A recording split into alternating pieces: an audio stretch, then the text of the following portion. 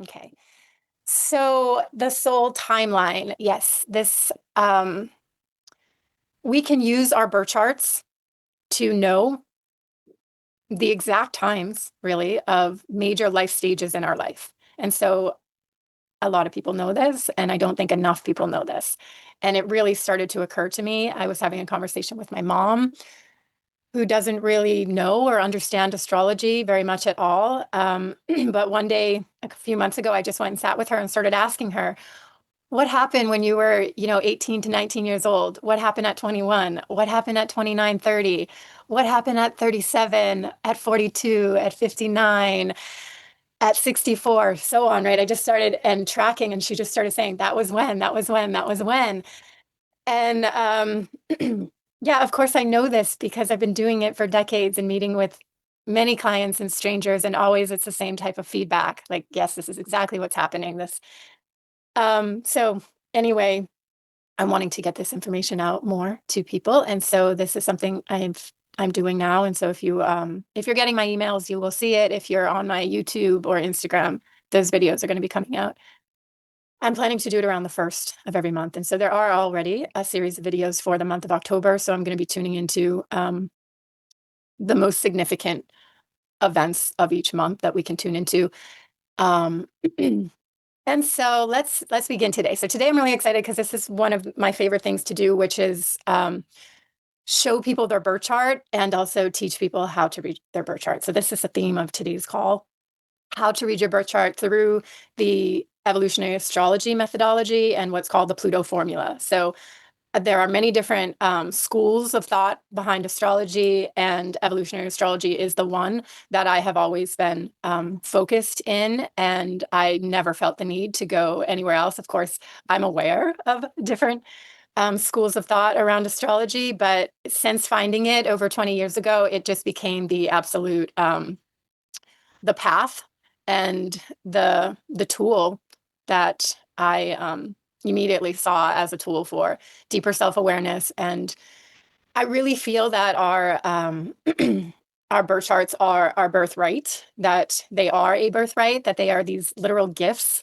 from God or creator or life that we all basically have access to, just right from when we're a baby. And I just think of a world that, imagine if we all had access to our chart, if our parents knew our chart, if we cared on this level to really understand how to read it and understand it for the actual tool that it is. Obviously, astrology has been through like sort of the ringer of misconception and distortion of what it is and isn't. But to me, really, what it is this very profound tool for sovereignty, agency, and therefore just self-empowerment. And that's always what it's represented to me, and how I've been able to share it with others.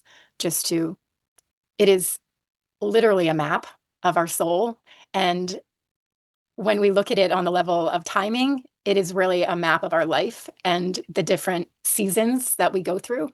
And so, um, yeah, finding astrology, I began to quickly see that we are moving through what now I call these soul seasons, that we have these seasons of our life. And essentially, if you are a part of my community, I do a lot of work on the lunar cycle, and I learned very quickly, actually, right from the beginning, that the lunar cycle is literally showing us our own psyche and how it is essentially trackable, but that's kind of minimizing what it actually is. The fact that so much of our psyche is unconscious, and we're just not aware, right? And we're living to become more and more aware of ourself and everything else. And there is so much that we don't know that lives in the unconscious realms. And our chart is literally a map of the psyche. And so it is a map of the unconscious and the subconscious patterns going on within us.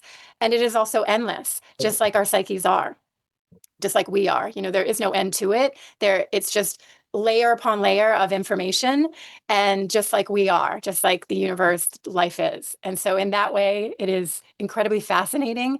And also, it is this very living tool. It is alive and it's evolving with us as we evolve. So if you are an astrologer, or you've been knowing astrology and how to look at your chart for some time, then you know exactly what I'm talking about. That as we become more aware, as we change, what we're able to see in the chart also evolves and changes. And so on this level, it is also absolutely amazing.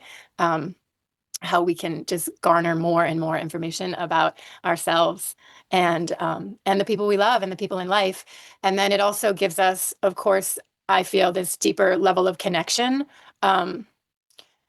to ourselves. And what I'm going to show you all today and walk us through is this profound ability. And when you really get into the technique and the formula around how to interpret a chart, how you can see your life purpose. We can see what we're here to do on the highest level. And of course, we can't know everything, and that's part of the misconceptions that go on with astrology. We don't know the choices we're going to make, but we can know the themes. And that's what the soul timeline will show us, that the timeline of our life actually ends up being a lifetime overall theme. So like joy, your Saturn return right now, it's not like an independent event. It's not just like, oh, Saturn is here in this sign, in this house now, and that means something. It's actually an evolution of a cycle. So that's also what the lunar cycle can teach us. When you start to follow the lunar cycle, that the actual, should we call it like the mechanism of cycles, but it's so much deeper. It's like the wisdom of cycles, right? That it is this circle or this spiral, that there is no beginning and end to a cycle, but essentially there is, right? There is the start, but the beginning always contains the end. And so each part of a cycle, and this is like how we can look at our life. Like we are just evolving, and we know this, and there's been a lot of I guess talk or information out there around like the spiral journey of pain. Are you saying that the plane or the beginning and the end is already there and it already exists? It's our consciousness that is being like maybe magnetized toward that realization. I'm just trying to understand what you just said, or pulled toward that plane of beginning and end, as in it's already there. Like when we hear people say God is the Alpha and the Omega. So are you saying that the Saturn return is like the Alpha and Omega? The beginning and the end exist. All those experience, the accumulation of what I can evolve through in a matter of a moment or time. Is there already. I'm just realizing it. I'm just coming up to realize it. Is that what you're saying? I appreciate that feedback. That's really cool. Yeah, basically, on some level, I like your perception of it. You said the word where we're magnetized to it. I feel like that is what's happening. Like, so the second Saturn return is a continuation of the first Saturn return. So this is what I'm talking about with cycles. So, and this also goes into the lunar cycle. So when you're tracking lunar cycles, which I do, and I do in my community with everyone who's in there, where we can move. You can move from the new moon to the first quarter moon to the full moon to the last quarter to the dark moon and start again. You can start to see that we, of course, are in our evolving process of psyche and our own life, and how what comes through is the next every lunar cycle, every cycle we're in. Let's take the lunar cycle for an example, that revelations are going to come from out of our unconscious, from out of our subconscious. It's going to come into the light. What we did not yet know or was aware of or were aware of, right, is going to surface. So that's what I mean on the month to month level. We can observe this happening. Of course, we all know this, but do we pay attention? Do we track it? Do we use it? And that's, not everybody wants to do that, but this is the heart of my work and what I do, because essentially it is the anchor for me. It is the spiritual connection. I am doing it quite religiously for 20 years, almost every day. So I'm going to mute everybody. And then if hold on, figure out how to mute. Also, I invite you guys to ask any questions or share in the messenger box, and then I'll keep an eye on it. Yeah, so the timeline work, or the transits and the cycles that we go throughout our life, they're not random. They're not independent events. When you really look at them, they are the evolution of the actual soul work that you have come here to do. And that's what is very clear in the birth chart when we look at it. So for instance, the Saturn, where you're born, where Saturn is in your chart, whatever house Saturn is in, whatever planets it's connected to, this is going to be a core theme in your life. This is going to be something that you are working through and realizing throughout your life. And of course, there's all the different themes and lessons that we go through. But let's just take this for example. There's Saturn, and then the first Saturn square at 7 years old is going to activate that core theme in a certain way. In this case, a first quarter square. There's a tension there. And what happens to people at 7 years old is this first kind of generally, right? This first kind of interface with I am separate. I am actually separate from my mother, from the family. Like I am becoming a separate individualized person, but not quite yet there, right? And then at 14 is the Saturn opposition where we see the real sort of I look at it like it comes in. This energy really comes in around independence, this need to separate. It's an opposition. So it's like me, you, us, them. It's also an opposition represents a full moon energy. It's a socialized experience. So we can really see that at 14, where peer pressure, that peer reflection. And of course, it started already because we're human. This is the experience. So as soon as, school begins, children start to have that. But at 14, we really start to individuate more, differentiate more. And Saturn is about structure. So what is it that you are defining yourself by? That really comes up around 14 and then those teenage years. And then there's another square that comes at age 21 where, okay, now you need to go out and actually be a grown up, be adult, separate even more from where you came from the structure that we came from, right? And then we see that. And then at 28, 29 is the first Saturn return. It's the return.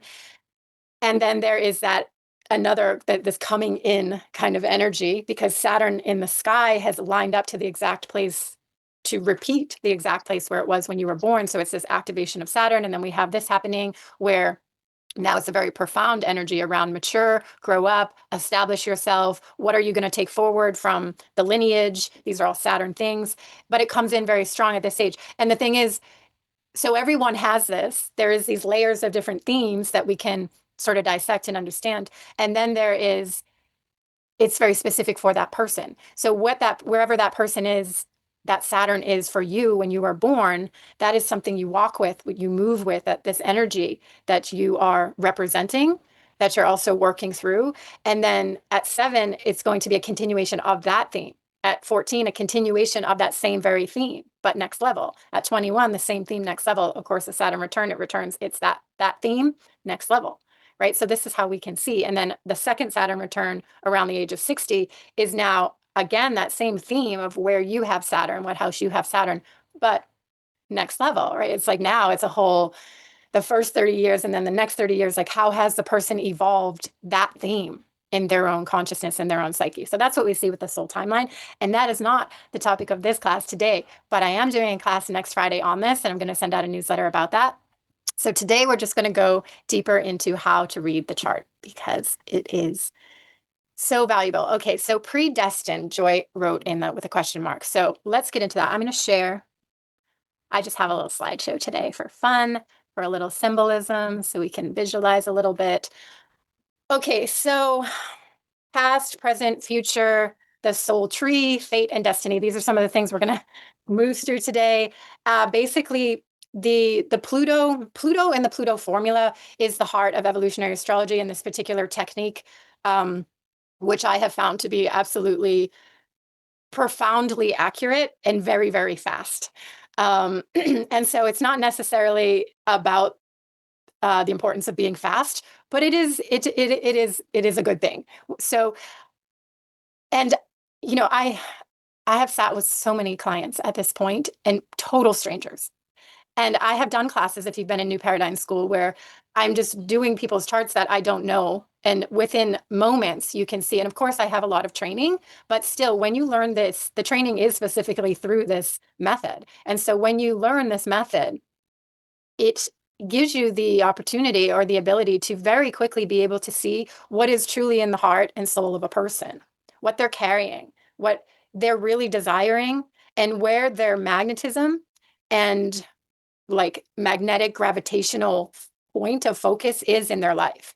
And this, to me, within an instance, clears up a lot of confusion or misunderstanding about how we're relating to people or how we're knowing people. So, of course, I have many children, and it has helped me on so many levels understand my family, where I came from, my mother, my father, and what they're, what they're doing, what they're focusing on, the why behind how they're living their life. And I was going to say, I just want to complete this thought before I started talking with Joy, is that this whole spiral of wounding and suffering that we all understand how we can heal, and then it can come back around.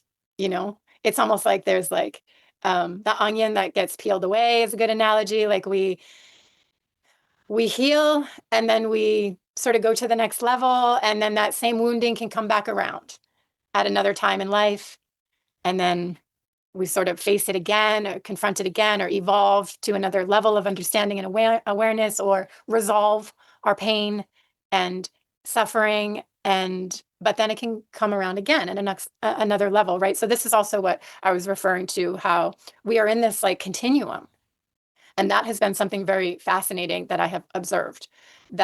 And so you can use your chart also in this way, that if you are having a transit, um, any kind of transit, so the Saturn return, for instance, it's not just the Saturn return that you are here to, like all the things that the Saturn return means. Yes, you're here to mature. It's a next level. It's the beginning of a new cycle. It's a closing of an old cycle. Like we can know all these things, but I think on the deepest level, what is so valuable to keep in mind is that this is a continuum. Like it is an opportunity.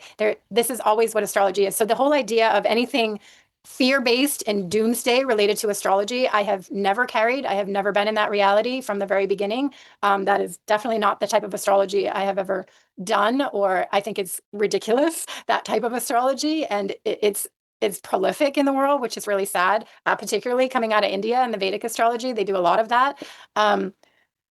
But what it really is that this continuum of our life experience is what we can become aware of. So when we enter a moment in time where we are, I use the terminology of it's an initiation, it's a rite of passage, it's literally a transit that we're going to. But of course, everybody doesn't understand this terminology of a transit, an astrological transit. But when we know astrology, we know that's what's happening. We can look at our chart and we can see, oh, yes, this is going on. Pluto is on the moon, or Jupiter is on Venus, or whatever it is. We can know, we can see that, yes, there is something happening. And so what is that something beyond all the let's figure out what a Saturn is, or let's figure out what a Jupiter is? We can just know that it is a moment in time that is ushering us into the next level, the next stage of what we've come here to realize in ourselves, what we've come here to evolve, what we've come here to um, evolve, what we've come here to be aware of. And that's essentially what life is doing, right? Not doing to us, but that is what life is doing to us. It's like, okay, eclipse season is on, your stuff is going to come up. That's what happens. So that's another fascinating, I've tracked it over and over and over and over with in time with myself and so many people, that yes, absolutely, eclipse season, your stuff is going to come up. Saturn return, your stuff is going to come up. So then what is your stuff? That's the question. What is the stuff that's there? And the chart is the tool to help us, because from our consciousness, we come to it and we can see the subconscious patterns, and then we can see the potentials. And I also very much work with the understanding that life, or we can understand life on the level of a spectrum. And I also refer to like the pendulum, that the pendulum swings. We know that in our life, we go up and we go down. We are aware and we're unaware. There is shadow, there is light, there is a higher path, there's a lower path, there is us in our best self, our higher self, and there is us, in our not so best, in our shadow, and these kind of things. And so there's always a spectrum that of operation that we can see, we can gauge, and we're all within a spectrum of consciousness. And we can, I mean, it's just kind of obvious, right? It's very clear that consciousness is evolving. And so we know that our consciousness is evolving. We're only aware of what we're aware of. And there's so much that we're not aware of. And so the same goes for everybody. And then, of course, people like us, like obviously, if we're into astrology, we are pushing the boundaries of our expansion in our consciousness, because that's literally what astrology is. Astrology is not just, it's super fun. It's great. It's amazing. But when I've thought about this, and it's like, it is literally a tool for expansion, the expansion of consciousness. It taps us into the cosmos, into, the heavenly bodies, into the creation itself on very symbolic level. So that's another aspect of it, that we learn it also. If you are an astrologer or studying astrology, the expansion of consciousness is literally what's going on, but also the cultivation of intuition and perception is something that, we're definitely exercising in this, because it's a symbolic language. Astrology is a language in itself. And then we learn to read the chart, and we learn to read symbols. They say so much, right? And that's also what is so amazing about it. That, yeah, of course, it's not for everybody, but yeah, it is so valuable. So Pluto is the soul symbol. That's what we're going to get into today. We're going to get into the north and south node of the moon. So that is the basis of the Pluto formula. That we look at Pluto as the core. I am using this analogy of the soul tree, which I came to see because I use the garden analogy of a lot. I feel like that we are we create the garden of our life, that our life is a garden, that we plant seeds, that we need to nurture, we need to tend to our lives, ourself, this garden of our life, our creations, and that there is a waxing and a waning. There is that new impulse seed moment. And I also use this analogy with the lunar cycle, of course. And then the soul tree is this idea that when we look at this technique of the Pluto formula, which is Pluto in the nodes of the moon, um, the the root, the core is Pluto, our soul orientation, that which we are so deeply psychologically and emotionally oriented to. This is Pluto, that which we so much of our power. And I really appreciate this understanding that we are all soul, and we are so powerful. So everybody has this incredible soul power. And then, more or less we could say, but everybody has obviously this very powerful beingness about them. And so in that is that it's like this concentration of soul power, that it is actually oriented in certain ways to in certain directions. So everybody has this. And then the South, and it's also the past, where we come from, what is so familiar. So we know we come in already coded. There are these codes that we carry. And whether you believe in past life, through lifetimes, we are cultivating and expanding and evolving consciousness, or if it's from the collective, from the ancestry, right? But we come in carrying patterns already. We know that. And so that is very much in the birth chart. And so we can see Pluto is this concentration of power and focus that is deeply psychological and deeply emotional. And then we pull in the nodes of the moon, and the moon is emotional body. It's connected to the past, the patterns that are deeply ingrained and woven into our psyche, and therefore our emotional body and our sense of self and our self-image and our identity. And so the south node of the moon and Pluto deeply represent that which is already, that which is coming from the past. And then the Pluto polarity point, the opposite point, and the north node of the moon is the balance, because everything is, especially in astrology, everything is working in polarity, the axis point. So the destiny comes through, and I'm going to pull up charts and we're going to go further, but I just want to this is the foundation of where we're going. So we have where we come from, the past, and where we're going. The evolutionary intention, the highest growth path, the highest path, the soul purpose, all these different ways that we can call it. And then there is the interface with the present moment, right? And so we all have our relationship with time and all these higher concepts and meanings that we know of what is time, and time is an illusion, and time is a construct, and time is man-made, and all of these things, and whatever all of that means, like that is just, there's endless conversations about that. But what we do know is that we are existing in this in this time frame, in whatever way we relate to it, and there is this simultaneous experience of past, present, future that is going on. And it becomes really interesting and really fascinating when we pull up a chart and we look at this Pluto south node, this past, and how is it manifesting into the present moment, and what are we going to do with it? Where's it going to lead us? What is the future that we're creating based on our past? What is the present that we're creating based on our past? What is the present that we're creating based on the future? Right? Because we all have dreams, we all have intentions, we all have purpose, right? There is this evolutionary pull that is always leading us forward. So the future is, in essence, a thing, right? And it's a thing that we can work with and we can tap into. And it's a component of our actual beingness and of our psyche. And then we can go even deeper into that we are the creators, that we do have a huge role in creation and how we're creating our life. And that we know this, we can re-narrate the past, which will change the present, which will change the future. So in that we have a lot of power and we have a lot of creative ability. And the past can also lock us in certain ways to the present, right? And this all goes into a lot of what I do with my work as a whole and in the community and around working with shifting identity and how we're identifying and how we relate to our life, and then how much of our own potential are we harnessing. That's really what it comes down to, and that's what the birth chart is showing us. So yes, we can read potential, but there's always so much more, we know that, than we can even see or understand. But we have this opportunity to read potential, but then we have to also get out of our own way and not we come with our own limitations, and we come with our own limiting beliefs and lack of our own self-worthiness and potential also, right? So in that, we have to get out of our own way. So there's all these components that come into it, which essentially just plays in this story that we are the creators. And then, but also there is fate. And there is, I believe that in fate and destiny, that we are fated. We are fated to a certain degree of character. Like I am a highly emotional person. I will always be that way. My husband is incredibly intellectual. He will be that way, right? Like we are fated to a certain character.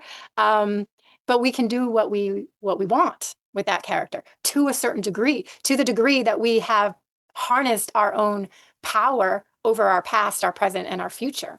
That's also a component. But we are fated by what we experienced as children. We know that. But what will we make of it? What will we allow it to make of us? And that comes into this whole story of narrating. How are you narrating your past? What does it mean? Whatever happened to you? And more importantly than what does it mean, how does it feel? Because we also know that we are vibrational frequency beings. And so whatever we're emitting is also creating our reality in the present moment and in the past. And so we can change the past by changing the way we felt about it, how we felt about the people, how we felt about the experience, and so on, right? So, and then the destiny to me is that we are, eclipse season is destined. We are destined to live. There is I feel, and I like to say that destiny lives in our heart, that we literally, I believe that we all feel, we feel drawn, we feel desire, we want things. And a lot of times we talk ourselves out of what we want and we don't feel worthy, or we've been told we can't, and all of the things. But very core desires live in our heart, and our life pulls us there. And this was fascinating to realize through the lens of astrology, because people who do not know anything about astrology or their chart are being led to their north node of the moon. They are being led to their Pluto polarity point. They're being led to their destiny. And not everybody is like super about self-development and growth and awareness either. Some people are not thinking about these things, and still they are going towards their destiny. So this is really fascinating to me. And then just getting back to the soul tree, that Pluto, the south node of the moon, can represent like the roots of the tree. And then I look at all of the branches of the tree are essentially all of the other planets in your chart. So this is really helpful because the chart can be very overwhelming and there's so much to look at, and how do we look at it? But when we use this Pluto formula and this mode, that using it, understanding that all the planets in the chart represent aspects of our psyche, right? So Venus is the feminine and the inner relationship, and Mars is this external masculine, go get it, and Mercury is the left brain, the logic. And so every one of the planets represents different aspects of our psyche that we all have, we all share. And so using this tree analogy is that Pluto and the south node of the moon are the core soul purpose, and all of the planets are supporters of that. So when you look at your birth chart, you can look at it through that lens, because this also is so valuable and is differentiating from a lot of the astrology that is out there. Because yes, your sun, whatever sign your sun is, whatever sign your Venus is in, and so on, means something, but it's not independent. Again, it's a continuum of your soul purpose. And so I'm going to point this out when we bring up the chart, but this is really valuable because astrology can get confusing. Reading a chart can get confusing when we don't look at it in this way, like, oh, your feminine is this and your masculine is this and your mind is this, but we can't look at it all so independently like that. It's all, I look at it also like all of the other planets are taking orders from Pluto, taking orders from the soul. Our psyche is an expression of our soul intention and our soul purpose. So my sun in Virgo has a role to play. It's a supporting character in the direction that my soul purpose is wanting to go. So that's how you can look at all of it. There is meaning, there is purpose. The reason why I have a Virgo sun is because it supports my core soul intention. And so we can look at everybody like that. Everybody, the Aquarius sun people, there's the reason why is because it's a supporting factor to the core of where their soul is wanting to take them. So this is a really powerful way to look and to understand. So we'll go deeper into that. I also just want to bring up, I through this together. And this is also part of the overall lens that I'm working through. I talk a lot about the nervous system and how it's so directly connected to our emotional body and our identity. And that when we understand the nervous system, and then when we can really work with our nervous system, it's so valuable for our growth and evolution and actually breaking the patterns. Because when it comes down to it, that's really those of us who are really focused on growth and self-development and evolution and these kind of things. Well, we come to quickly see that we're stuck in patterns. How do we overcome our patterns? How do we stop experiencing? How do we move beyond it? The things that we want to grow out of and evolve from. And we know they're major lessons. And it's like, okay, I've been getting this lesson for decades and decades and decades, my whole life. When does it change? How does it change? And so the nervous system we know is it returns us to safety. That's one of the things to remind us that we are vulnerable and that we are mortal, essentially. And so to keep us safe, there is the nervous system very much has this mechanism of returning us to the familiar. And so that's that thing that happens when we want to do something, but we get afraid. But I want this so bad. Why am I feeling so much anxiety to talk to the person or to go up on stage and talk or, to meet someone new or to go to do anything, right? All of the different things where we know that we're held back by fear. We want it, but fear holds us back. And so there is this whole thing around the nervous system. And so I'm not going to get too much into that, but I do talk a lot about that. But I did create this because also this idea that our birth charts are a wealth map, essentially. I started to really see that there is shadow. We can be sort of locked in on the spectrum to a negative expression, or we can see family members really locked into a negative expression or a negative pattern that just repeats in behavior over and over.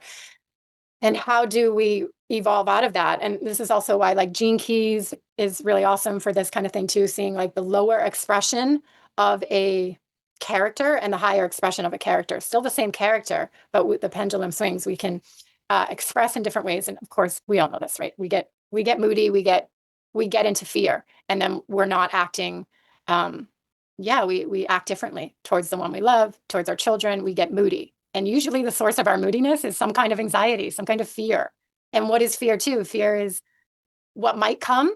A lot of times it's fear of what could be, what might be coming. And so anyway, this is a whole nother avenue here, but here we have with each planet. And so I really work with the concept of overwhelm and overflow as well, because we can work with this concept of it's overwhelming to move into our fear. But when we shift how we look at moving into our fear, and of course, I'm not talking about the dangerous fear, the fear that's actually not the direction we want to go in, like dangerous things. I'm talking about the fear to change, the fear to grow, the fear to experience more of ourselves, more of the things that we want, that will actually move the dial on our identity and who we are, if we are just brave enough to go out and do the thing that we want to do, but we don't because we feel overwhelmed by the fear or by the insecurity or by the lack of confidence or by the judgment or all of these things that are on the more of the negative. And then the overflow is when we can experience the same thing, but in a way of shifting our state of mind and our state of feeling towards it. And so for me, this has been a huge, I know I'm not the only one, this is valuable for everybody, I think, but this has been a huge lesson in my life. And I also know I'm not the only one who has lived an extremely overwhelming life and who has felt overwhelmed. So I talk a lot to people who are the very sensitive ones, the very vulnerable, the very emotional, the very empathic. This is who I am, very extremely introverted. And so I tend to attract in people like myself. And so this overwhelm to overflow has really been a huge shift in my state of coping with reality because I lived in overwhelm. I experienced, it was something I always said, life is so overwhelming. I'm overwhelmed. I was constantly overwhelmed until I started to realize my design, that my design in my chart was not only that I'm extremely sensitive and that I'm empathic and intuitive, and that's a lot, but that I'm also very expansive. I'm on a trajectory for expansion. And when we seek expansion, when we seek higher levels of success, when we seek evolution and growth, that in itself is overwhelming because it demands change and it's a lot to hold. It's all a lot to hold. And so shifting our orientation and our connection from overwhelm to overflow can really make a big difference. And I began to really work with this process of um, yeah, just really understanding what was happening in this context of this is the overflow of life, more of this, and can I hold it, rather than this is overwhelming and I can't hold it because I have to hold it because this is my life and this is all of our life. And essentially, like we know, look what's going on the planet. It is extremely overwhelming. Can we hold the overwhelm? And so therefore, can we exist in more overflow? Because life is overflowing with everything. And then when we look at it on the level of the highest positivity and dream and intention and wealth and abundance, then it becomes overflow. Because having all of that, it can be overwhelming, right? When you have all the love you want in life, when you have all the money, when you have all the success, when you have all the status, whatever it is that people are going for, it is overwhelming. It can be overwhelming, right? Or it can be overflow. So how do I cope with this? And so I'm going to put this chart up. I'll send it out on a newsletter and it will be up in my community space for all of you, and you can but and this is also how we look to read each one of the planets. When you're reading it in your chart, you would want to use something like this. So I just quickly want to share about a little bit about my story around when I found astrology. Well, first of all, astrology has incredibly changed my life because in the simplest way, it gave me the opportunity to see myself. And prior to this, I really felt like I had no idea who I was. And I came from a family of a lot of generational trauma and chaos and addiction all around. And I left when I was 18. And I was always a nurturer and always, but I became that, like, learning to self abandon was a very powerful experience that I saw going on around me. Um, and, you know, I'm sure many of you know this. When you grow up around trauma or people dealing with a lot of trauma, self abandonment is one of the core signatures. And so that was something that I was absolutely doing. And just not knowing who I was at all. And then when I went out on my own at 18 and I started going into a very deep path of healing, because I knew that I wanted to help and heal people and myself. But I knew nothing of astrology really, other than what most people know. It was, you know, books at the library, books at the bookstore, which I gravitated to, which I loved. But I didn't conceptualize that it was even a profession. And I didn't conceptualize even what you could do with it. So that just also shows like our consciousness that we just don't know what we don't know. And it doesn't come in as possibility until we expand our consciousness. And then we realize that more possibility is available to us. And so that's just fascinating how we limit ourselves in that way from a lack of awareness. And so I ended up, it was at 24 years old that I found astrology as a profession. I actually met a professional who was doing it. And I'm not going to get totally into the story, but it was a very powerful spiritual awakening that I had in that moment. And I really felt destiny. That was one of the first moments that I consciously connected to an experience of I had just met with destiny. That prior to this moment, I had no idea that this was my destiny. But when I met this astrologer, I was definitely impressed. Like, this person is telling me so much about me. He only knows my birth time, didn't even have a chart. And so that awakening of, whoa, this is possible. This is possible to be seen on this level. that was an incredible awakening for me because no one really had mirrored anything real back to me, really, from that point. And so I felt very lost in the world, and I did not understand my potential. But of course, since I was 18 and started leaving, I knew there was more. That's what I knew. I knew there was more, but I really didn't know how to access it. So I just started seeking. And then I found this. I found this person. I went on a spiritual journey with in Peru with the shaman. This was like over 25 years ago. And I had this total awakening with the planets. And I knew in that moment that it was my profession. And so I had this very magical experience, which awakened in me this, well, a lot of things, that we are magical beings, that there is destiny, that there is this tool. Essentially, that's what it comes down to. And then I just dove in headfirst on a professional level, and I found Jeffrey Wolf Green and Stephen Forrest, the original founders of Evolutionary Astrology. Within a year, I found them. I originally went to India because I wanted like the deepest, most karmic level of astrology, like soul astrology, not just psychological astrology. And then I found that was also a moment of fate because I was in a used bookstore and I found Jeffrey Wolf Green's Pluto book. And that's how I met Jeffrey Wolf Green, in this used bookstore, which I loved. This used bookstore. I found that book a year after I was introduced to astrology as an actual profession. And yes, and that is where it began. So let's dive in here now. So I'm going to go quickly through these slides and then I'm going to bring up the charts. So the Pluto formula is the trinity of the past, the trinity of the future. So the trinity is okay.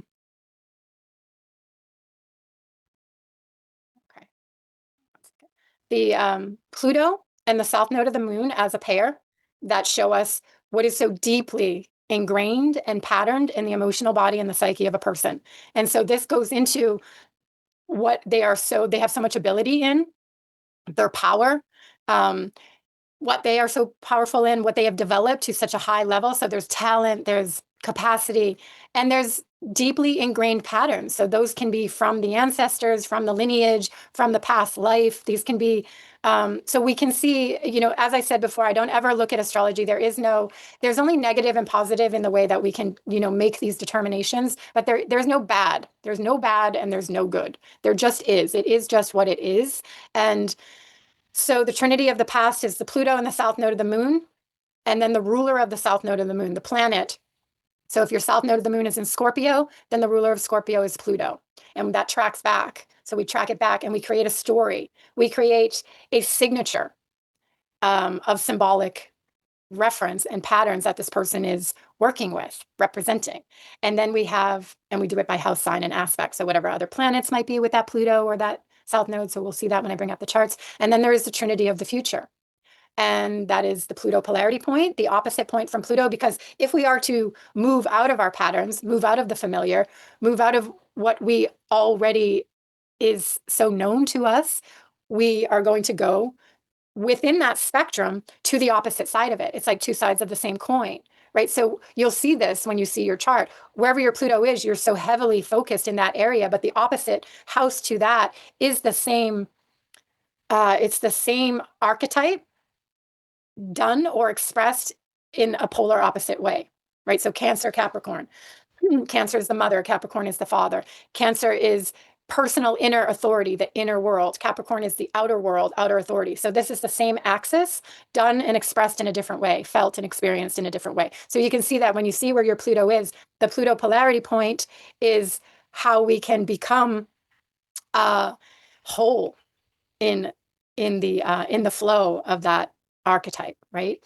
And then the north node is the future opposite the south node. So the south node is all that's been and what is, and the north node is how we can evolve and grow towards our highest potential. And then the ruler of the north node. And so, yes. And then moon. So the moon's nodes, the north and south nodes of the moon are of the moon, right? So there's also what I call the trilogy of the moon. So there's the moon, the north node, and the south node. And so this is complex at the heart of it. But the point of doing this class is to show you that it can become very simple once you learn these simple techniques. And once you learn these simple techniques, because this is what I do, I also have a full working school, which is a monthly membership that we are moving through live classes 3 times a month and your charts. Once, when you use this, when you look at the symbolism in this way, you immediately start to see deeper and deeper layers. So it becomes so much different than just like, oh, your moon is this in this house in this sign with these aspects. It becomes a full story that you end up being able to read around, I understand it, or have come to understand it like our own mythos. Like we have these soul mythos, like the myth of our life. We all have this, like this epic story that is our life. And there is like this mythos to it, these archetype signatures that we each live out. And it's so fascinating and fun, really.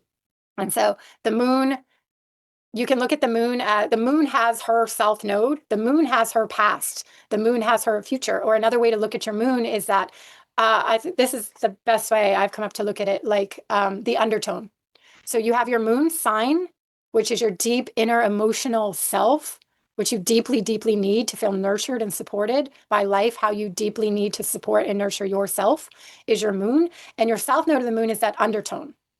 It's the self-image that you created in a past life, or if you don't believe in past life, that you're bringing in from your ancestral story. This self-image structure, identity structure from the past is the south node. And it's an undertone. The south node of the moon is an undertone to your actual moon. And then your north node is like the overtone. If you do more of your north node of the moon, it will help to pull your moon and your south node of the moon into its highest potential. If you do too much of the shadow of your south node of the moon and your moon, it will pull your north node of the moon into its shadow. So this is really profound. Just that alone shows so much that you can work with in your own character. Okay. So next, I also like to look at the south node of the moon as this labyrinth, right? This whole, because it helps to have some visuals sometimes, like the labyrinth as a symbol that pulls us deeply. It's a deeply psychological symbol, the labyrinth, and like the challenges and the psychological like density that a labyrinth invokes. Like we all know that. I feel like trepidation when I come to like a labyrinth. Like, am I going to get lost? Am I ever going to get out of here? And this is kind of what the south node of the moon represents too. It's like a well of the past. And it's not just our past, because we are connected to the collective consciousness. And the moon is the mother, the lineage that we come from. And it is the symbol of the mother because we all come from the womb of the mother. So we first and foremost are deeply nourished and seeded by our mother, right? It's in us. We spent 9 months in the house of our mother, in the body of our mother. And so the south node carries a lot of the past that we ourselves are working through, and we bring it into our present moment, and we need to evolve and resolve so that we can move into essentially the new, because that's what evolution is, right? We're all, yeah, there's fate and there's destiny, but there's also the future. There's that which has not yet been created.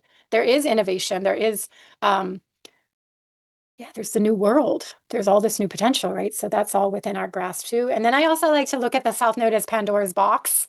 Um, this I like the symbolism, and it's always made me think about it. It's containing the dark, the shadow. It can hold us down. It can trap us in. But it is also there. There is the gift in there, and we can release when we know about the past, when we confront the past, when we face it, when we alchemize it, when we work with it, and like transmute our own patterns and identity into something else, then it becomes the gift. So all these slides will be available for all of you. And then the North Node symbolically can be looked at like the treasure box, right? And there is a wealth of abundance within all of us. There is so much already lived potential, already developed potential, and unrealized, undeveloped potential. So I really look at everybody as just these super treasure boxes of reality and creation that we all have all this potential to tap into. And we all carry burden. We carry this heavy weight of like the Pandora's box of just the ancestry, of the wounding, of the suffering, right? This world is intense. A client this week said it so well. She said, "This place is rough." And it just hit me so deep in my heart. Like, yes, this place is rough. Earth is rough. We all know it. And not a one person doesn't experience that life is rough. And so we do our best to try to create the best kind of life. And obviously there is so much here. And I do look at life and earth as there's just everything. Everything is here.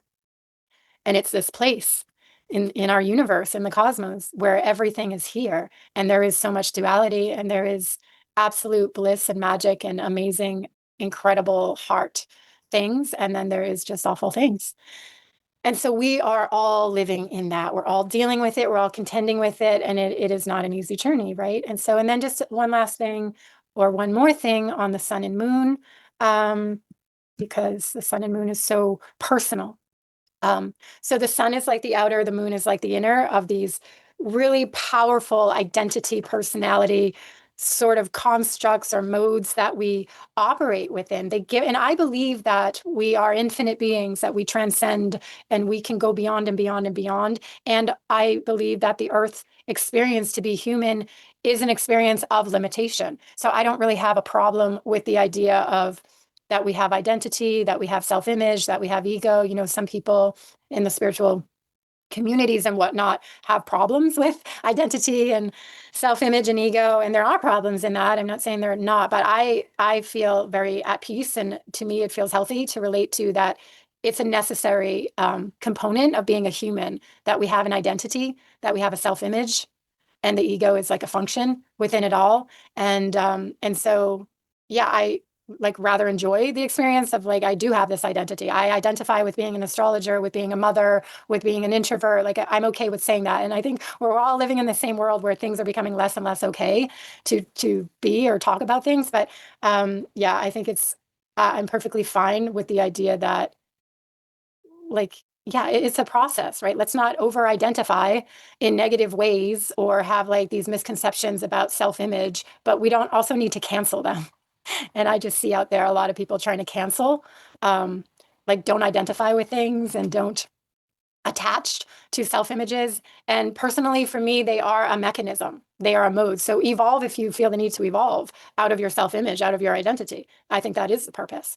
But also, I'm not, to me, don't try to make it a bad thing that we do identify and that we do have these self-images. It's a vehicle that we use to self-realize. Our body is a vehicle that we use to self-realize. And so that's how I relate to all of those things. And that is what we're going to get into with the chart. The moon and the south node of the moon, these are these identity self-image structures that we have utilized to have an experience of ourself and to have an experience of life. Like I am a moon in Sagittarius. That is very much my self-image. I seek, I reach, I go on, I want more, and all of this stuff. It's there. My south node of the moon is in Taurus.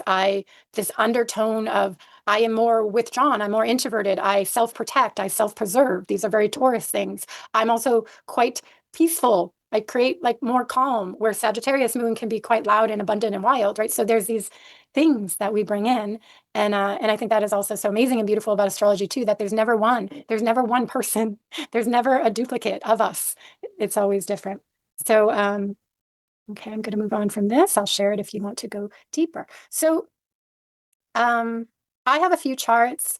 I don't know if Elaine is here. Elaine, did you make it to the call? You gave your chart. Okay. I don't see her here, but I have Catherine is the one chart. I basically chose the couple charts that came in first.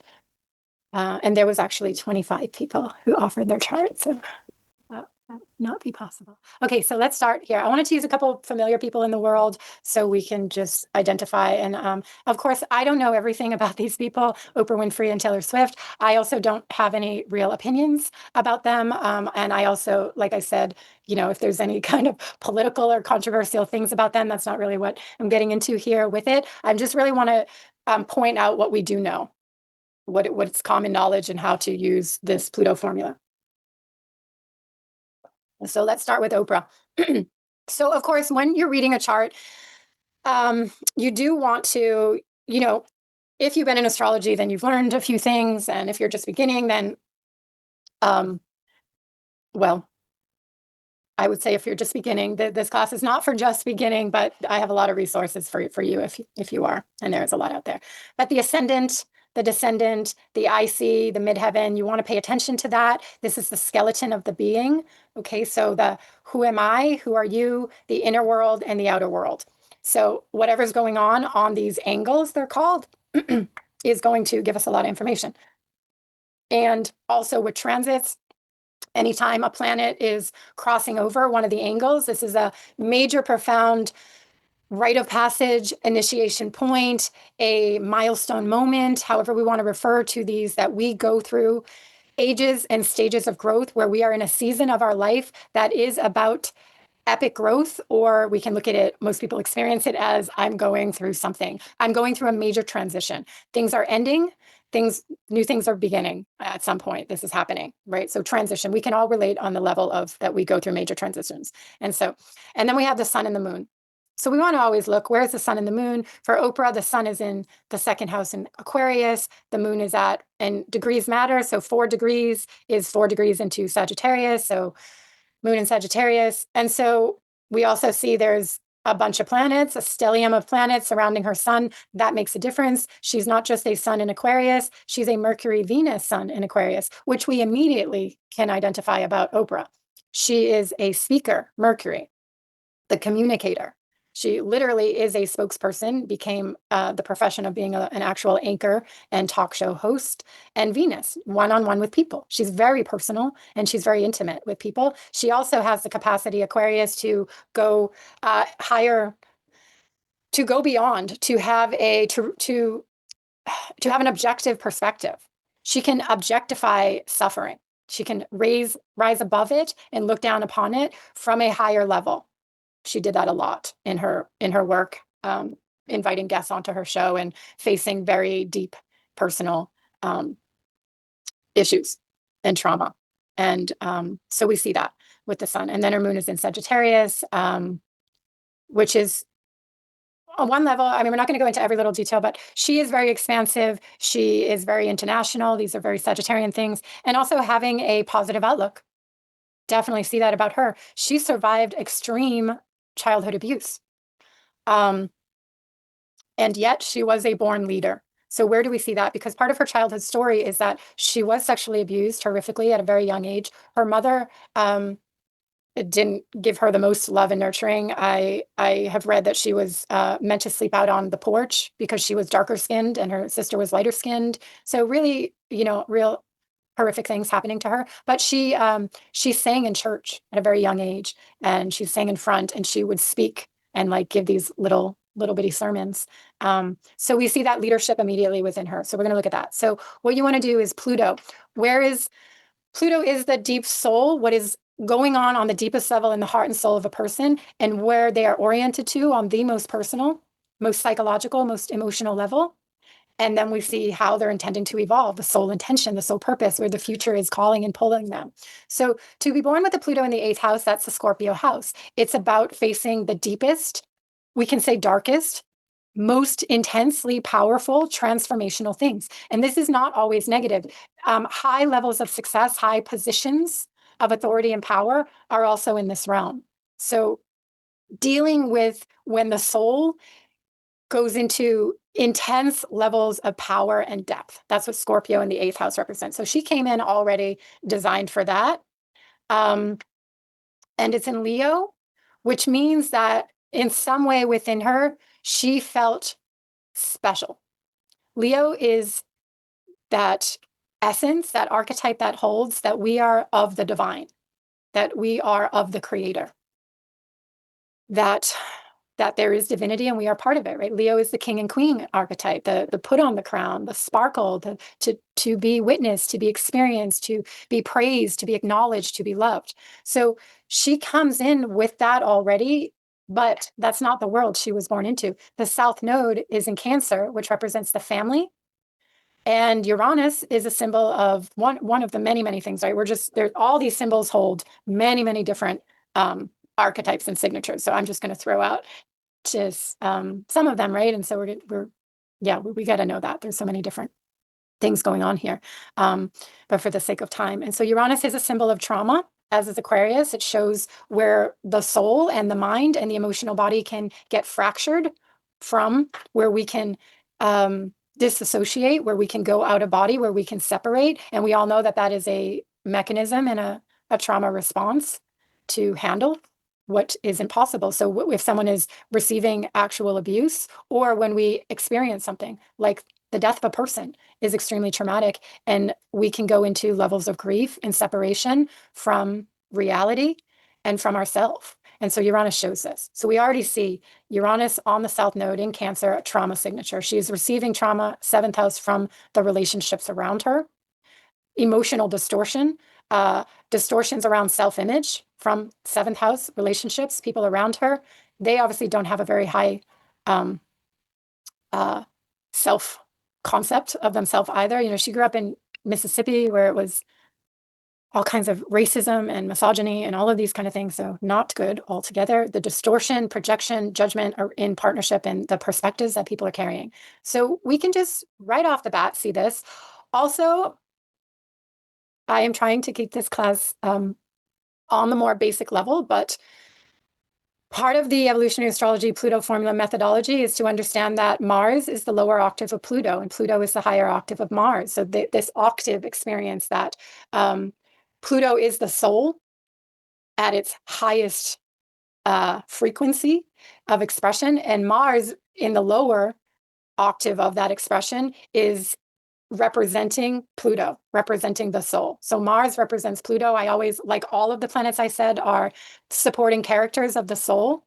Mars is like the sergeant, you know, who's like doing the bidding. It's like going out and doing the work for the leader.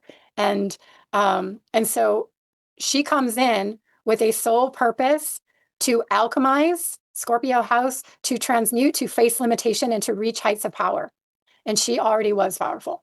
We know that from the way she survived and lived her childhood out, still showing up. So we can see that in the Leo and the eighth house. And then she has an exact square to Mars, and Mars in Scorpio. So she already had this immense tension. You will survive. You will transmute, Scorpio. You will alchemize. You will face pain. You will face suffering. And Mars is a desire. She has an intense desire to evolve, to grow, Scorpio.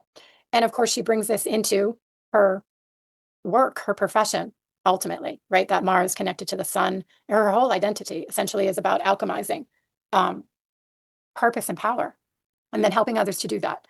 Because now when we look at, so the formula of the trinity of the past, Pluto in the south node of the moon, the ruler of the south node of the moon in Cancer is moon. So we take it to that moon.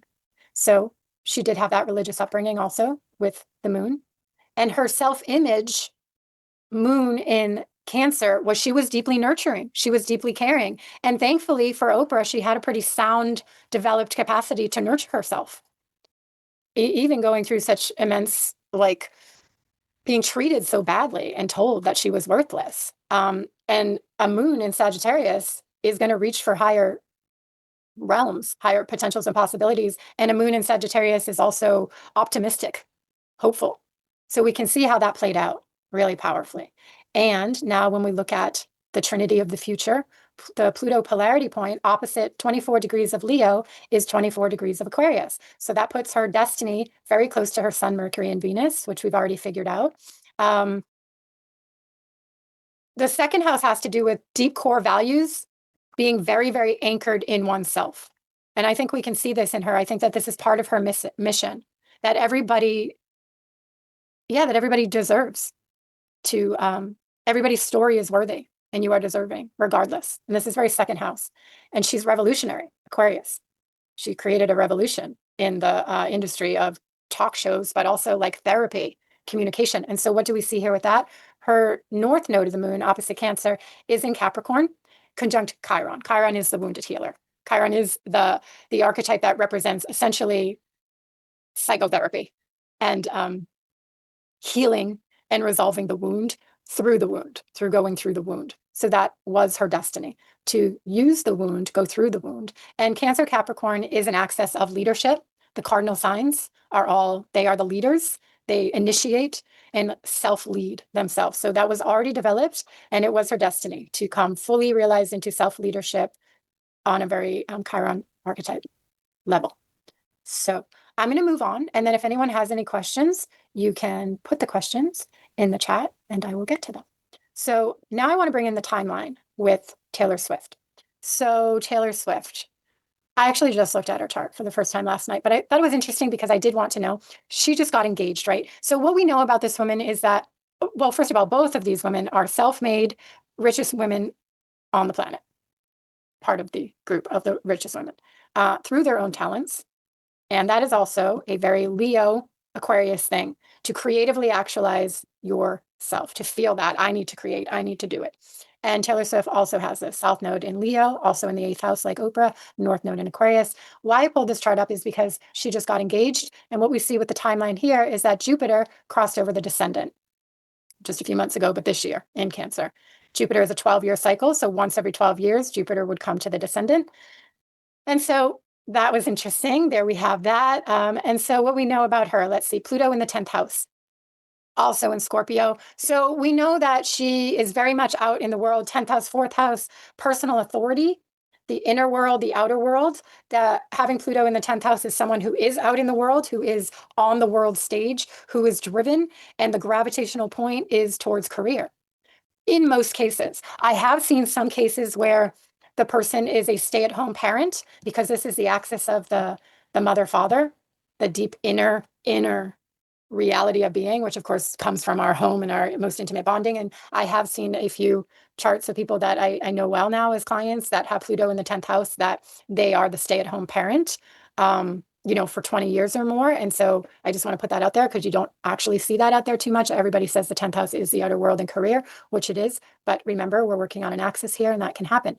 So she's out there in the world, super driven to make it happen. That Scorpio, she's of the Scorpio generation. She storytells in her songs, which her moon is in Cancer with Jupiter. This is also a signature of wealth. But the storytelling with her is very Cancer. Cancer tells the story. Cancer is connected to the past, the memories, the reveries, all of this type of thing. And it's personal, it's intimate. And that is what her thing is. That is actually what has made her very famous and relatable, because everybody can relate to these intimate, vulnerable stories. And not everybody doesn't have to like her music or relate to actually what she's saying, but the stories of heartbreak. And like what she does in her stories is she's very much telling the very thing, like, this is what I was wearing, this is what he was wearing, we were in a car, he said this, I said that. It's like the most intimate detail, as if we were having a conversation and telling our own story. That's where she goes. And so it's very, very relatable, which is very Cancer. So this Pluto here, and now the south node of the moon is in Leo. So she's very much connected to the creative, being the creator. That's very clear. We see that. And it's intimate. She's confrontational. Eighth house, that Scorpio, that raw, real truth.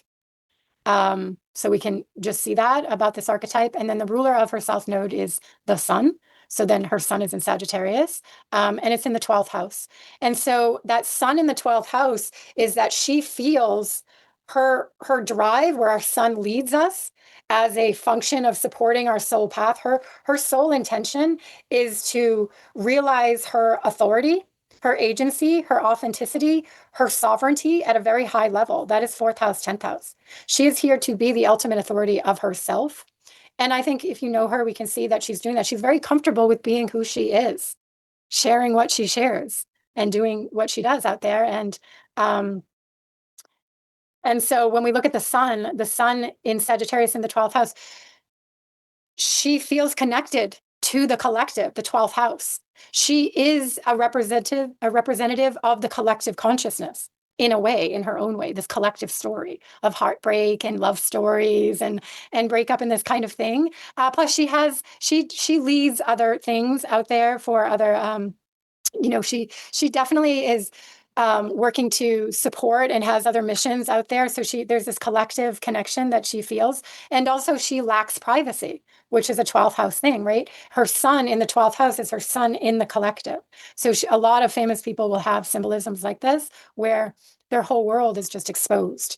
So now when we look at the destiny for her, the North Node in Aquarius in the 2nd house. So and let's go to the Pluto first. The Pluto polarity point in the 4th house in Taurus. She is trying to reach some level of where she's not always just out in the world, where she actually does get to have a personal life, an intimate life that is all her own. And again, I don't know everything about her, but it doesn't seem like she's really achieved that. And what we can see is that there's nothing in the fourth house. So that's also a symbolism that we can see. If there's a lot of planets in the fourth house, and we can see this is already being like actualized more, but it's not.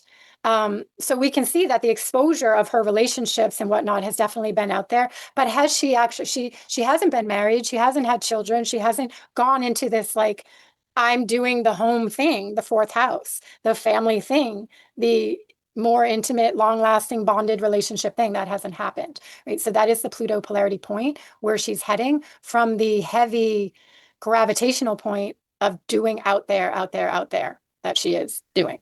You know, she has like, I don't know how many now, 15 albums or whatnot. She is like massively producing, which is a powerful component of a Leo Aquarius. Anyone who's a Leo Aquarius is going to know this. It's a lot of hyper creation. And then when we look at the North Node and the ruler of the North Node, we have Uranus. So Uranus is here. 4 degrees Uranus. So it's still in the 12th house, coming close to the ascendant. So what does that mean? North Node in the second house, but she has a polarity point fourth house. So we're talking second house, fourth house. She's actually trying to get into more of like a personal life that is hers, her value system that is not always connected to the public. That is directly what second house and fourth house is about. It's my intimate personal world. So there is an intention to get there. And with the North Node in Aquarius and Uranus, there is some kind of revolutionary quality that she's bringing, some kind of innovation that she's bringing. And again, I don't know everything, but she has done innovative things in the music industry. She rebelled in certain ways. I don't know all the details, but she like took back rights to her song in a way that no other musician has done. So she is breaking the industry in certain ways. So she has come to revolutionize in that way and to be that. That's the mode of how she's here to experience herself in this revolutionary way. Um, so now I'm going to give you guys a little intimate taste into my own chart because some of you know me very well, and I think it helps that we can be able to connect the symbolism. So you can see here, for one, I am highly introverted. So I have all of the planets below the horizon, which is the inner world. Above the horizon is more social and out there. So as you can see, I don't really have that. What I do have is the South Node in Taurus, which is also a very inward, internalizing sign. But I have it in the 11th house, which is the collective. So from the world stage to the collective to the all that is, the world, the humanity itself, 10, 11, and 12. And I have always felt that. I have always felt a need to serve. I have my sun in Virgo, so a need to be connected to the greater picture has always been a very profound thing. Chiron is on my South Node, as well as Lilith on my South Node. These are very strong archetypes in my chart. So the wounded healer archetype, I have been involved in healing on a deep soul level my entire life. I was the healer. I opened up a healing clinic when I was 22, and that's what I did for more than a decade, learning and getting certified in all kinds of different modalities for energy healing and all kinds of soul, mind, psyche healing before I found astrology and really focused it in that direction. So Pluto in the fourth house connected to Mercury, Mars, and Venus. So as I mentioned, there is a lot of relationship generational trauma that was going on in my family. I talk about that. I am coming from 5 generations of the mother wound, 5 generations back that I can count of the mother wound. So very difficult relationships with the mothers and a lot of also just wounding and suffering. And there's mental illness and there's psychoses that are going on because of the levels of dysfunction and addiction and just self-abandonment at a very core level. So we can see this, the siblings is here, Mars, the violence, the anger, the fracturing in the family home. Virgo is a symbol of crises and healing and fixing what is broken and doing the lack of worthiness issues coming up. So this was the home environment. Okay, we can see this. So, and then when we go to the south node of the moon from the Pluto orient, so my main orientation has always been home and my emotional body. And being highly intuitive, highly empathic, very, very focused on the feminine, the mother. So these are all fourth house things. And I've created an entire life where I stay home most of the time. I am an ultimate homebody. And when I became a massage therapist with that license and the healing center, it felt like home. It was a classic healing center where you walk in and you feel so nurtured and at home. So bringing this nurturing component, and I have seen my life as one that I have been learning how to self-nurture, coming out of generations of people who did not know how to self-nurture and who self-abandoned in extreme ways with addiction, which I know is many of our stories.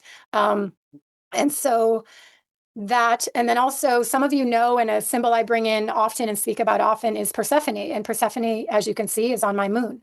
And Persephone is a signature. The mythology is Persephone is the mother wound, and it's being abducted. So Persephone was abducted into the underworld with permission by her father. So it is an ultimate signature of the abandonment from the masculine and the father, and essentially the patriarchy that we exist in this now reality of the abandonment of or the persecution of the feminine and the not protecting the feminine. Right? So this is a very old story you can see.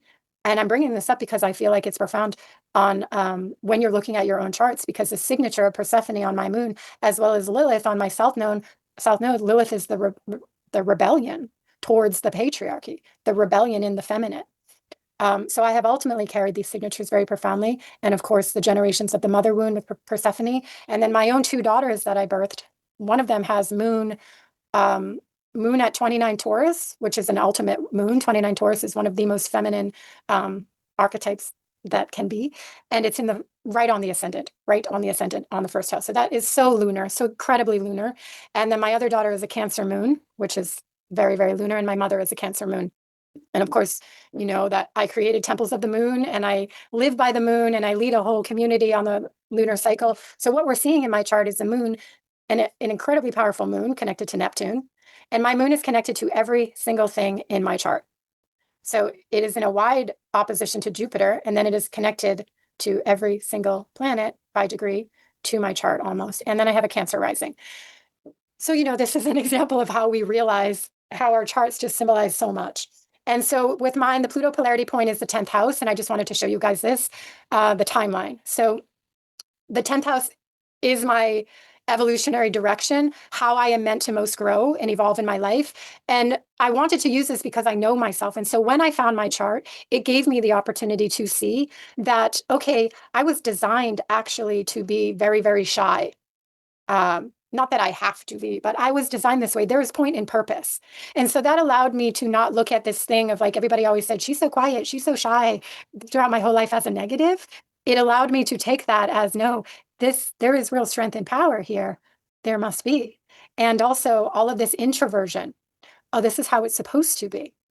And I've come to know that that is obviously where I source a lot of my just wisdom and capacity and power. So it is incredibly meant to be. And so this is the point, that when we know our chart, we can see that it is all with point and purpose. It is all meant to be, and it holds your power. It holds the wealth codes. And so, but however, I was stuck in patterns of being afraid to come out for so long, because look at this, it is all very internalized and very self-aware. And even my south node that brings me up into the world, Jupiter too, is in Taurus, a very internalized personal energy. So I felt very very afraid to come out, very stuck in my own world. And when I realized my chart and the Pluto polarity point basically says you must come out, 10th house, you must come into the world stage, you must come out of your house and into the world. You have to come into society. And I have seen many, many charts at this point. If you have Pluto in the fourth house or strong fourth house, then you'll know this will speak to you that, of course, those that cultivate a lot of inner time, inner work, well, there's a lot to be shared, right? So that's the point that we can see with any chart and with any axis. But that is the point of this chart, that in this lifetime, the Pluto polarity point is saying it is now time. It is time to come out and bring it out in the world. And the thing is, I feel that. That's the point. Even though I don't necessarily want to, because I'm fine being introverted and at home and being in my own world. But then there is this part of me that does love to connect to people, that does want to come out, that does want to bring the message out. And so that's what I'm talking about of it is my destiny and I can feel it. It is my Pluto polarity point to come into the world, to come into the 10th house, and I can feel it. And so when I accepted it and then learned to be in a place of like, oh yes, that will be my actual pathway of evolution, my Pluto polarity point. That is the pathway for me to resolve these fears, for me to get out of my patterns, for me to evolve my own nature. Because I don't have to forever be someone who is extremely shy and doesn't want to talk to anybody, which I was in my growing up and in my early 20s. And so I took this as basically a curriculum. And that's another way to look at the chart. It's all a soul curriculum, and it is ours. And so I know, and this has guided me, this has led me. I know I must come out. I know I need to be more social. I know I need to be more public. And as I do, I will find myself there. I will resolve pain, suffering, wounding, victimization, all that stuff that we carry on and perpetuate and hold on to. That will get resolved in this very arena that my soul is pulling me towards. And so I have chosen that as a path to go more and more and more out. And then my North Node is in Scorpio with Uranus. Um, and Pluto is the ruler, so it takes me right back to the fourth house. So I'm supposed to continue this deeply emotional path and all of the things. But it's a highly creative path, the fifth house, 11th house. And that is one thing. Also, when I found this, I had started to realize that, oh, I'm actually creative, but no one ever reflected that to me as a child. And I think a lot of this have this. Some people are in touch with their talent and creativity, but many people are told that they are not creative, that they're not artists, that they can't do things, or they don't have the time because life. We're taught to do other things in life and work and what have you. But if you are, I mean, everybody is creative, but particularly if you have fifth house, 11th house, Aquarius, Leo, you must create. And that has become what I saw. And I can't stop creating. It is such a mechanism that goes on. And knowing my chart has allowed me to really embrace that. I have like 3 books that I have been writing, for one of them for 10 years. And it's just, I bounce back and forth. And it has taught me to really accept this nature in me, that I find myself through creation. So I learned to, when I think, oh, I want to create something, I should do it because it is the pathway for my own self-realization, for my own service to the world, for what I'm here to do. And I know that because the chart says so. This is my destiny. And Uranus is here, so it's revolutionary. Of course, I'm an astrologer. That is something that is, different, not well understood. That's a very Uranian thing and so on. But the other last thing I wanted to show you is that the timeline, the cycle. So every 30 years, Saturn comes around. Saturn is in my 10th house now. So the point that I was making earlier is this is not just Saturn in the 10th house for me. This is my destiny point. So this is incredibly meaningful that I know where my Saturn is right now, but that I pay attention to this because, again, this is my Pluto polarity point. This is my destiny zone. This is where it's at for me. This is where I get my biggest lessons, my growth, my quantum leaps. It all comes when I am willing and brave enough to go into the 10th house. And so every 30 years, Saturn comes around. And the thing that happened that I just want to share, and we'll close this chart, is that, well, the moment I found astrology when I was 26 years old, I was in love. I was like, this is what I'm going to teach. This is what I'm going to do. But I am a natural teacher. I have Sun in the house of the teacher. I have Moon in Sagittarius. I have Jupiter in Gemini. I just love to teach what I know. And I am an eternal student. And that is an archetype that I really go with. And what I see that I do with my life. I'm just learning all day long, all the time. And then I want to share what I've learned. And so the point is here that I launched my website in like 15 years ago and really took on that I'm a professional astrologer. And then I want to start a school. Every year I want to start a school. I want to start a school because it is my destiny to start a school. But I could never do it. I was a single mom for a very long time. I was raising daughters on my own. I didn't have the resources. I was dealing with a lot of PTSD and all kinds of things and just healing the path. And it was never possible. And then I met my husband 7 years ago and my life all turned and I adopted 3 more children and life became more stable. And I brought my mother into my home and we all live here in one big, huge family. So I was talking about the overwhelm to overflow. That was really one of my biggest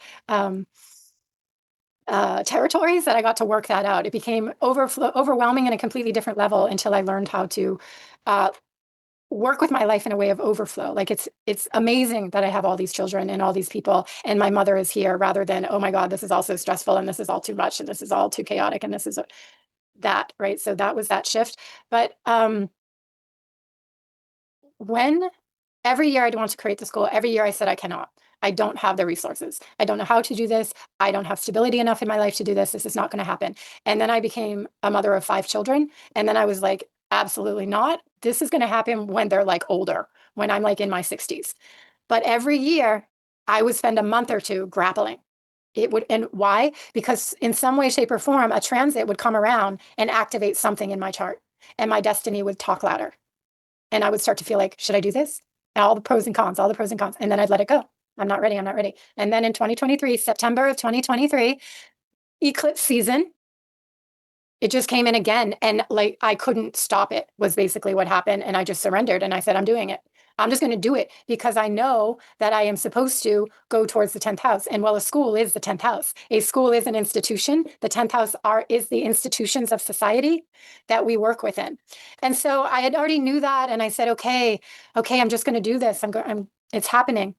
And then that was September. And I said, it's going to take me about 6 months to figure out how to build a school. And I want to launch it for Aries because Aries is the beginning of the zodiac, which is March. So 6 months from September is March.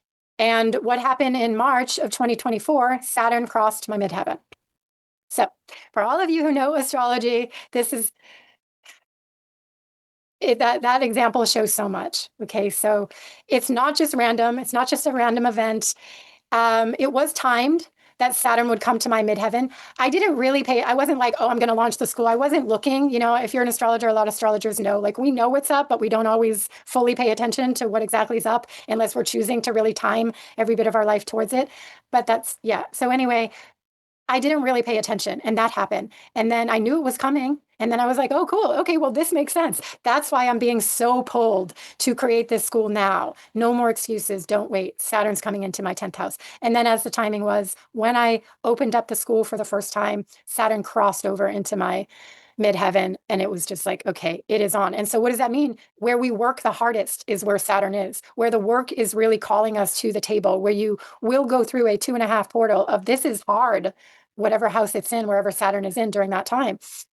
So I am now in the second year of my school, and it has been hard. I have never worked so hard in my life. I am constantly working and learning how to expand my capacity to take this much on, which is essentially the journey, and more so, which is the journey for me, 4th house to the 10th house, to take on more responsibility, not just inwardly, because I am someone who is like a total alchemist and I am an empath and I do a lot of inner intuitive work. Like the inner world is where I have spent so much time, but the outer world, the world of dealing with society and people and all of the things and money and that the physical world, not so much my realm. So that is what this has been about. So very, very fascinating.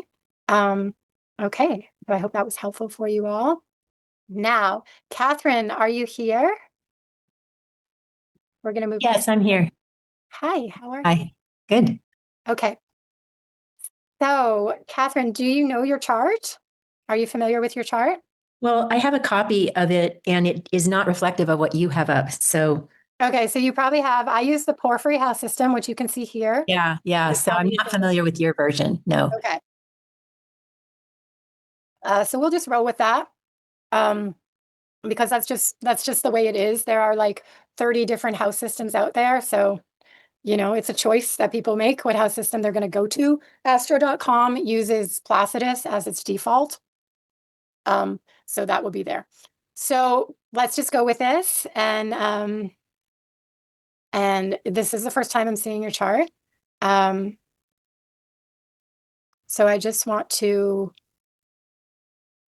so just to show everybody, the outer ring is where the transits are. So this is how you read what transformational transits are happening for you right now, what kind of rites of passage, initiation. So Jupiter crossing the ascendant is really powerful to pay attention to. Jupiter going into the first house, a lot of Jupiter expansion happening in the house of self and identity.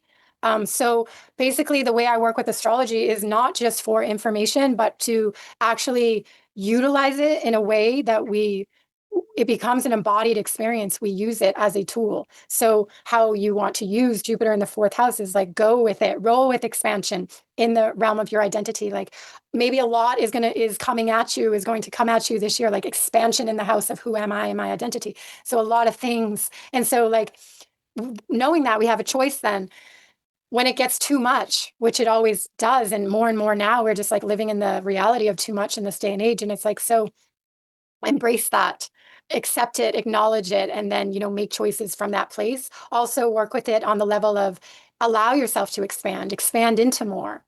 So choose how you're going to expand your own consciousness, your own identity, and go with that. That's how we can work with it. Saturn is in the ninth house. So that is so interesting because the ninth house is the natural Jupiter house. It is the house of expansion. It wakes that us and up in us. So Saturn coming through this house can feel restricting on that level. And yet it's an opportunity. Like Saturn in my 10th house can feel extremely restricting when I'm working so hard and I don't know a lot about building schools and platforms and all this stuff. But then it flips over when you do the work in that area and it becomes where you have mastery. So we can see that this perfect design of your chart that simultaneously with Jupiter expanding your identity and your sense of self this year, Saturn is also in this position of supporting you to really do the work in that area. So that is incredible to notice. So Pluto, the core soul orientation being in Leo and the second house. So the second house has everything to do with resources,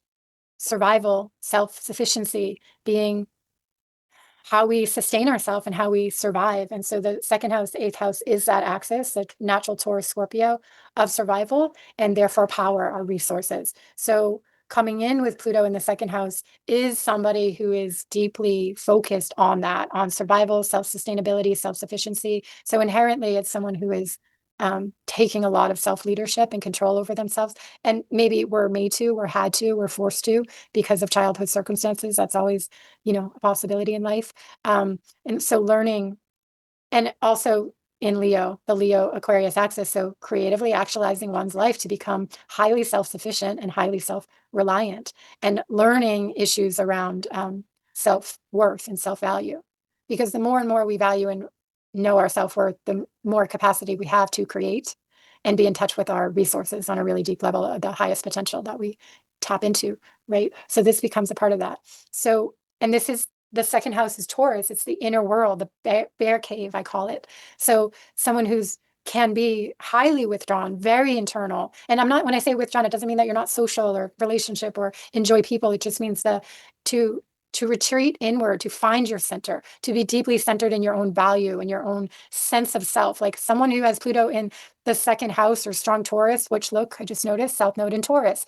You're not shaken very easy. And I don't mean that you're not human or the ability to get insecure or feel influenced by judgment or other people. But Taurus second house is I am anchored in my values. I know who I am, even if I feel lost, even if I don't know, but I know I have an anchor. Taurus is deeply immovable. You cannot move them from what they believe is right or wrong or what they want or what they don't want, right? Until they're ready. And so what we see here so now that's the Pluto, highly creative, highly centered in the self and the self-sufficiency. And then when we go to the trinity of the past, Pluto in the South Node and the ruler of the South Node. So South Node in Taurus. So again, this repeated signature of trying to find stability, security, safety, and also comfort. Taurus is a symbol of luxury. And luxury means different things to different people. But on one level, it is money. It is having the finer things. It's having everything we need, because having everything we need is a luxury. But it also brings high levels of comfort and survival. We feel better when we have the resources that we need. And we feel calm and we feel at peace. And so Taurus represents peace, serenity, calm, beauty, comfort. I just want to be cozy and hang out. So this is also a part of the nature of this person, of Catherine. I want to feel cozy. I want to get comfortable. I want to hang out. She also has the sun in Cancer, which is a very cozy energy too. So we want to look at this person, and really value that, really honor that. Like, wow, a lot of Taurus, strong Cancer rising. This person likes it the way they like it. They need it the way they like it, the way they need it. They want it the way they want it. They want to be comfortable. And there's a reason. So we really want to honor that. And then the ruler of the south node is Venus. So now that furthers the story. I didn't mention the 11th house is the house of the rebel, the revolutionary, the breaking free from the past, the outcast, the misfit. That's where I have my south node. So what is that? And we don't know until we actually talk to the person, right? We're bringing up archetype characters, and then we'll see how that person relates to it and where on the spectrum they're actualizing it or they've experienced it. So there is a revolutionary energy going on in you. Like you have come to break patterns, 11th house, and you know it. You have come, even though you can be very committed, very devoted to who you are, to what you love, or to the past, or to the family stories, maybe, or to loyalty to, or maybe you've seen that loyal patterns passed down and passed down through the family, but you know you're here to break them. This is a very pattern breaker, I call energy. And so in that, there's this revolutionary energy. I need to change in huge ways from who I was or who they were and to become something entirely different. And then so we see Venus now, the ruler of the North Node. So the ruler of the South Node. So there's a very strong, intimate, relational thing going on. Relationships are a very powerful pathway. Venus is also in the first house, making it even more stronger. And it's in Leo. There's a really strong need to be valued. Venus in Leo, to be acknowledged, to be witnessed, to be loved. And so if that didn't happen, then we know that that's where some of the shadow patterns can come up or be perpetuated. And then we also know that this is what's trying to be resolved, that you carry this strong Leo signature, which is essentially about self-love, to really adore, admire, and appreciate oneself, which is not what people usually do. It can be a hard thing, right? So we can see that's part of the journey. And so then when we look at the Pluto polarity point is opposite the second house, it's the 8th house. 28 Leo is 28 Aquarius. So from the second house, from the internal bear cave, she is being asked to come out into relationship with other people. The 8th house is intimate relationships. So we are who we are in our own world. And then how are we when someone else comes around? And we change in the experience of others. It's awesome. It's amazing. I love the way like a person does change me, like what my best friend, what my sister brings out of me, what my husband brings out of me, right? It's a mystery. It's like we never know, but they do bring out different things, right? I've had the experience of being married to another person who didn't like certain things about my core character. I can be quite sarcastic and it's funny to me, but he didn't think so. But my husband that I'm with now thinks I'm very funny and loves my sarcasm. And so that's what I mean. Other people bring out different things in us and we are subjected. We are at the mercy to that or we are supported by that. And that's Taurus, Scorpio, second house, 8th house. Who are we when we're alone? Who are we intimately? And what do we dare to share with another? What do they bring out in us? What did they do to us, our family that we grew up in that made us a certain way, right? All these things, that's all Scorpio 8th house, the merging of soul, the merging of ourself with other people and how it changes us and how we change them. So there is something in your evolutionary intention, your growth path to come out of the bear cave and into the intimate realms of others. And not to say that you haven't, right? We want to look at it like that is just the pathway for more for you to learn how to come out and express, because also it's Leo Aquarius. So you are the expressive one, you are the creator. So there is a message here around in your most intimate relationships to be revolutionary, Aquarius, to also learn how to have objectivity rather than subjectivity, like when we can take things very personally. And this is someone who can take things very personally. Taurus, Cancer, Leo, Virgo. And I know that I have all these symbols too. So there's nothing wrong with that. It's just that we have a filter that everything gets personalized. We're intimately in touch with our own vulnerability. And that is a good thing. But then how can we also have objectivity? Like they're not, yeah, with our partners, with our relationships, they're not doing it to us. They're not, we can feel ignored, we can feel avoided, we can feel like we're not getting enough attention and we can blame them for it and we can act like they're doing it on purpose when actually they're not. They're just living their life. So we need to get objectivity, and that is the evolutionary intention of coming from Leo to Aquarius, a bigger picture, learning to see from above. And also there is a message because you have now your North Node in Scorpio, which is repeating the signature from out of the second house or Taurus into Scorpio, is that Scorpio is raw truth exposed.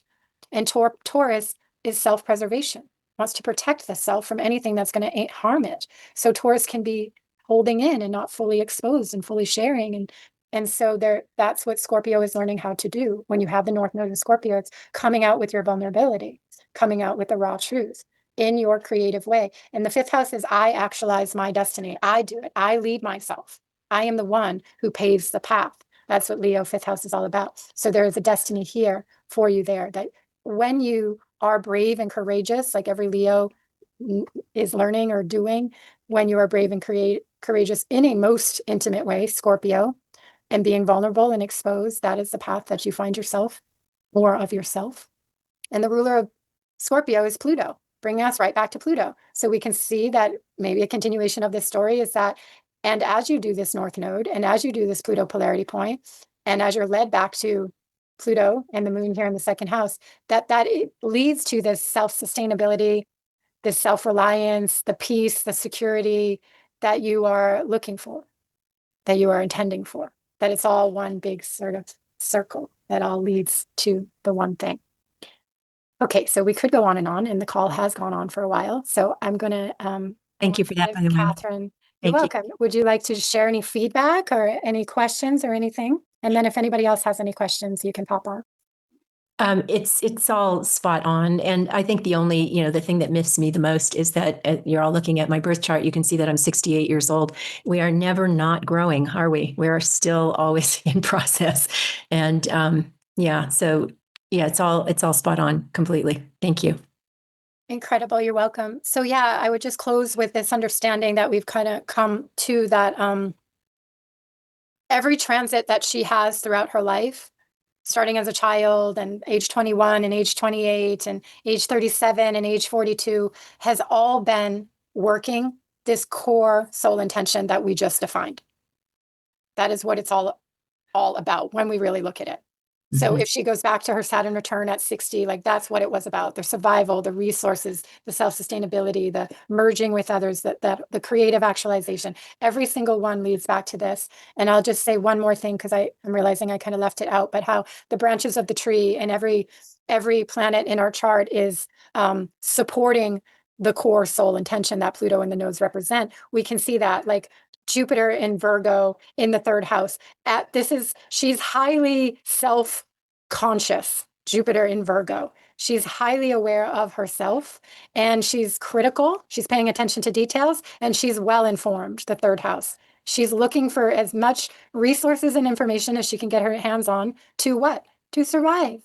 So the point of the Jupiter in Virgo is what we talked about, right? So we can see this connection that this component of her, this other component of her, this mechanism of Jupiter is there as she expands into more information, as she pays attention to every little detail about herself, she is coming to the core that we talked about. Now we can read each planet from shadow to positive. So if she is hyper self-critical to the point that she is not valuing herself enough, procrastinating, holding herself back because she's being too critical, not enough compassion.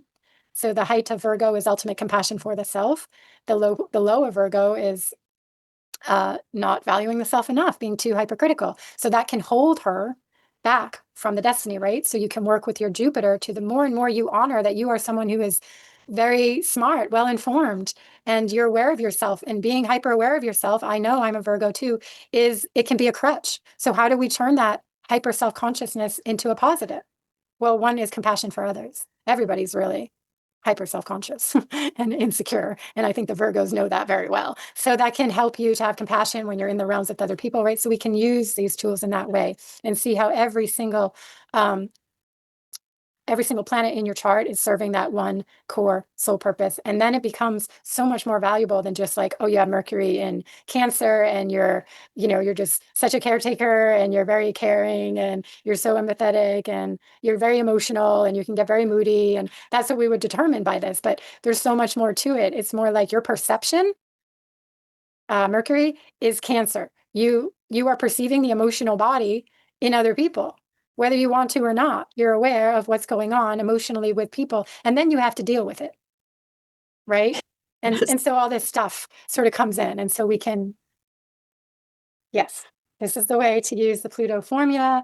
Does anybody have any more questions? Of course, there's so much more to it, and yeah, I almost forgot. I want to invite you if anybody wants to go deeper. I am going to send out emails. I'll be doing a whole series of more classes. Some of them are going to be free. Some of them are going to be whole paid workshops if you want to learn more. And then, of course, I have the school, which is an ongoing monthly membership if you really want to come in and go deeper into your charts and understanding the cycles. So does anyone have any feedback or questions that you want to share before we close it? And thank you to all of you who had the time and the desire to hang in here till the end.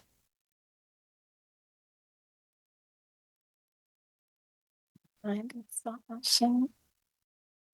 No questions? No one dares to pop in? There are no dumb questions.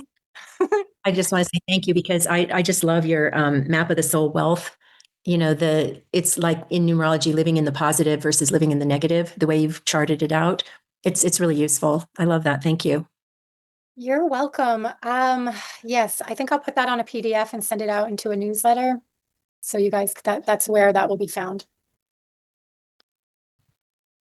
All right. Well, I got to see some of you at least on video. A lot of you kept your video hidden. That's okay. So thank you all. Good to be here with you and wish you all the best. Hello, Catherine. There you are. Get to see what you look like. It's good to see the face.